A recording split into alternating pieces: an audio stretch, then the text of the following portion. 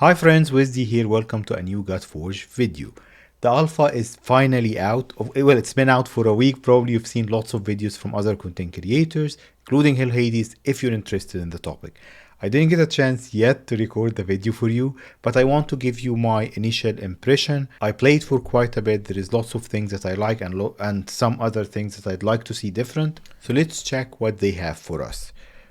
First of all, what we have here, like all of the areas of the game are locked, so we cannot judge yet about like the story, campaign, all of that other stuff, because it's not open. We're just testing the main game functionality, heroes, abilities, upgrading heroes, and all of that stuff. For the first wave of alpha, they exceeded my expectation. There are bugs, but they are all minor, like the game is functioning properly. So we only have sort of a Doom Tower like experience of multiple levels that we're facing multiple enemies on to win rewards, including heroes, gear, and everything that we need to test. Before we check the gameplay and how it is, let's check some heroes. They are heroes, not champions here, and comment on the design and everything. As we can see here, this is my Hamdale. He's buggy a little bit, but I like the champion or the hero design. Sorry, we need to learn to say heroes. So the hero design is cool. Some of them are really cool. Like this is Zeus, one of the strongest damage dealers. They have a very good combination between the old systems that we're familiar with, so we don't have to learn everything from scratch, but also bringing some new stuff to the table. So let's check this. Like for example here, this is affinities. You can see it on the screen. Eternal is void, and then we have the other three affinities. Not to change things too much here. Zeus is one of the strongest eternal or void damage dealers with ally attack. I love his kit. I'm using him everywhere, as you can see. This was my starter, Ramses, the rare. Rares are usable, but I can see the difference in power. So that's one of the things that I think we need to see more of, like more creative, or maybe that's on me because I'm playing around with the Lego and Epic heroes, but I didn't get a chance to test the rare ones yet. As you can see here, because the game is throwing so many heroes at you, we have them all. Like this is Ascension, which another good thing, by the way, that the game did from the get-go. So the awakening system for the dupes give you additional stats or abilities that you can exchange your dupes for. As you can see here, like I got unlucky, I got 2 more copies of Heimdall and 1 copy of Zeus, so I'm awakening them. Other testers got more Lego heroes instead. But the hero design, let me go back here. Some things are buggy, but that's okay, that's expected. I love Emotep. I think he's one of the best support heroes in the game. And I promise, I just love the character from history. So I'm playing Emotep, even if someone is a little bit better at supporting my team. I just love him with the scrolls. He's an engineer. So great design. As we can see, some of the heroes got better design than others. That's Beowulf, like Hippolyta here, and Isolde. Maybe like a few more layers or brushes to enhance the hero design, but they already said they are working on this. Some of them are really cool. We have dogs, we have, who else do we have here? That's Lady Shock, one of the other starter champions. Gilgamesh, really cool design. Look at the details here. Great job on the details. Look at this. Look at his armor, look at his everything.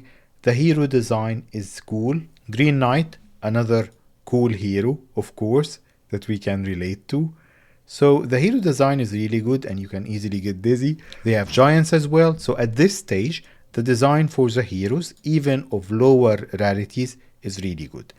Now let's talk about gameplay. I'll take you through one of the stages while explaining what's happening here. So let's bring in Shamash, let's bring in Zeus, my Emotep of course, and who do I use as the fourth champion? Do I use Hercules? Let's use Heimdall because 125, the level is too high for me because I didn't farm gear and stuff that much.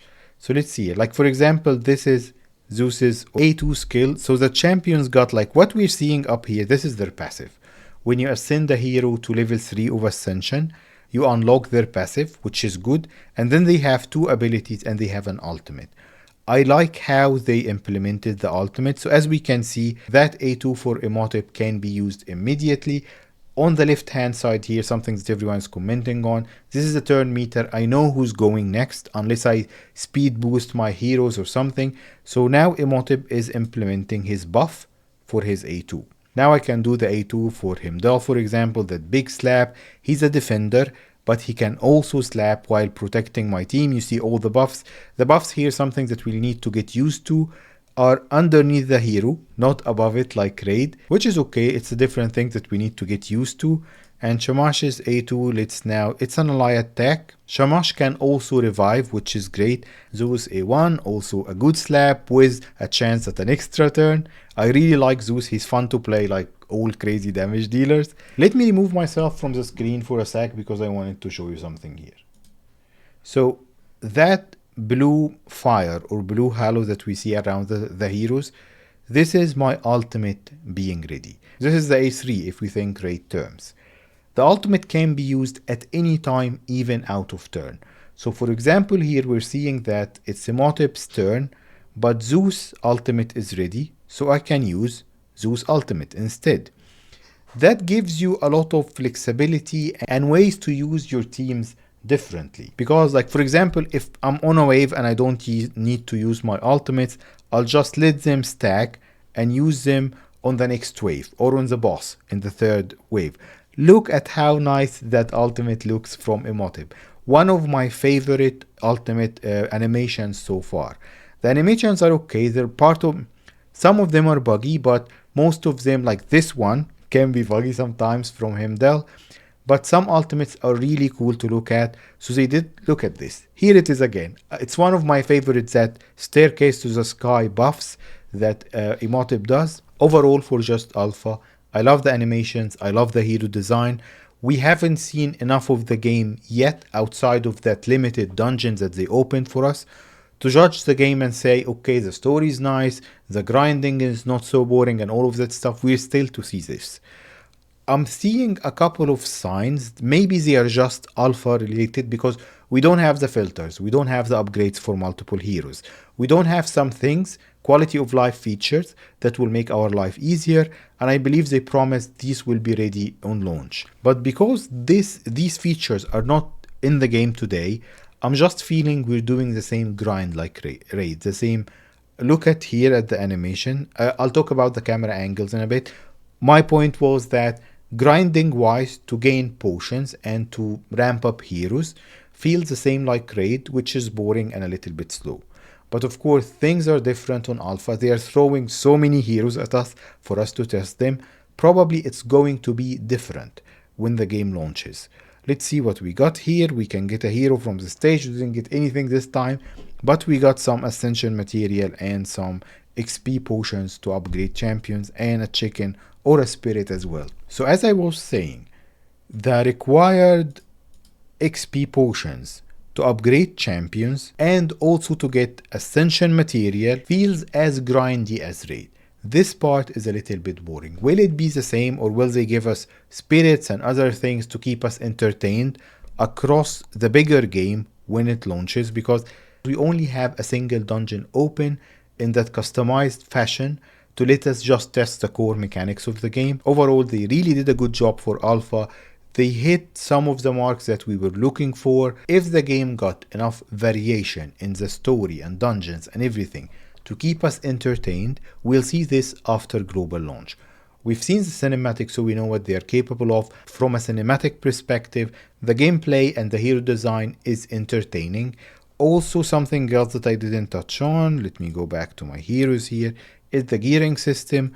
So they are doing things differently. They have so many sets available that are different, that are new and different what we're used to in Raid, for example.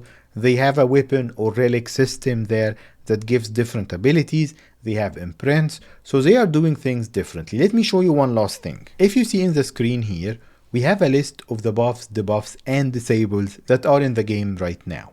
Of course, you have your accuracy, attack, defense, up and down, and all of that stuff, but they are creative with the buffs and debuffs. So we have acids that similar to poison, but it disables armor. They have in the buffs one I like that mend, which is reduces bleed stacks but also heals. They have disabled, which is a new concept, little bit similar to the buffs, but I'm glad they made it into its own category. This opens the doors for some variation. Confuse, I suggested this before. I'm not sure if this is my suggestion or like other people got the same ideas as well, but making someone attack their own team instead of the enemy, so that's nice. We have other ones here as well. All in all, for the first wave of alpha, the game is pretty solid, entertaining, nice design for the heroes, and I see how they can expand on this. But we cannot judge it fully yet till we have the other parts open. I understand that they might want to keep this to launch, not to lose the first impression factor for the majority of the player base. If you've seen it 10 times on videos before you actually play the game, that might make you less interested to play the game. But overall, they are hitting the right marks. I like the game. I'll continue testing it and reporting bugs. And of course, we'll see what will happen in alpha and beta waves, waiting for the global launch. So far, so good. I like the game and I'll continue playing it. Let me know before the alpha wave 1 finishes. Do you want to see something specific? There is so many videos of content creators streaming for hours, showing you the progress and sharing the progress with you. And I don't have the same time to do what they are doing, but I just wanted to give you my opinion regarding the game, and let's wait for more. As always, thank you for stopping by today. Let me know what you think. I'll see you in the next one.